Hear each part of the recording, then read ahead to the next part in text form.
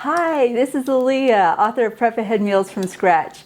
Today I am batch cooking chicken in the slow cooker. I want to make shredded chicken for some of my recipes, so I am using chicken thighs. Chicken thighs, boneless, skinless chicken thighs, are a lot less expensive usually than boneless, skinless chicken breasts.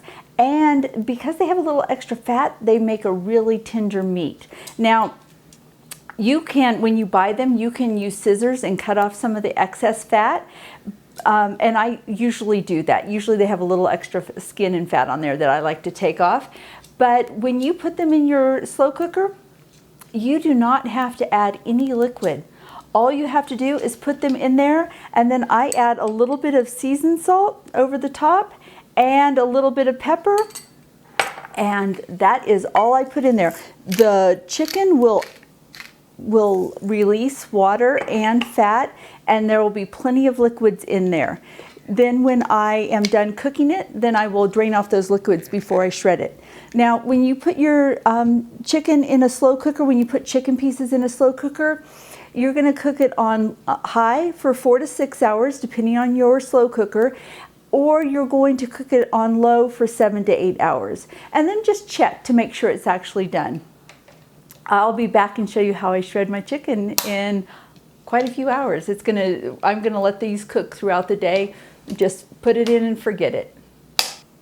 After 4 hours, my chicken was done cooking in the slow cooker. You'll have to watch your slow cooker to see how fast your chicken cooks in it. I cooked about 6 pounds in my slow cooker in 4 hours on high.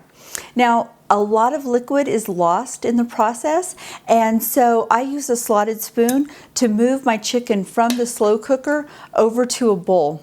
And you can see it's in pieces, it's starting to fall apart. And then what I do, you can use 2 forks and tear your chicken apart pretty easily. But when you're doing 6 to 7 pounds of chicken, that can still take quite a bit of time. So one of the things I like to do is use a handheld mixer.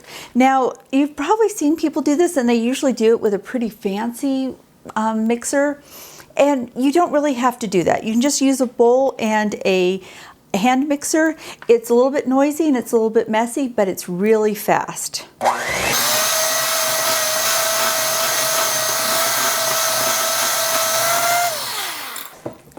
So that's almost done. I would do it just a little bit longer, but in about a minute, I can completely have several pounds of chicken shredded. Then what I do, and I told you it was messy, you can see a little bit of chicken flew over here, is I store it in 2-cup portions because that's just about right for my family of 5 to use in recipes. I'm going to be using some of this week to make a buffalo ranch chicken and stuff it in yellow squash. And I'm also going to make white bean and chicken ranch tacos. And then what I don't use this week for recipes is going to go in the freezer, and I'll use it in recipes in the next couple weeks. Now, in my cookbook, Prep Ahead Meals from Scratch, in each chapter I share 4 to 6 different ways to batch cook each of the primary proteins: chicken, beef, pork, rice, beans, and I even include batch cooking tips for lentils. And then after each of the batch cooking sections in each chapter, I share 20 recipes for combining those batch cook ingredients into really quick and easy recipes for your family.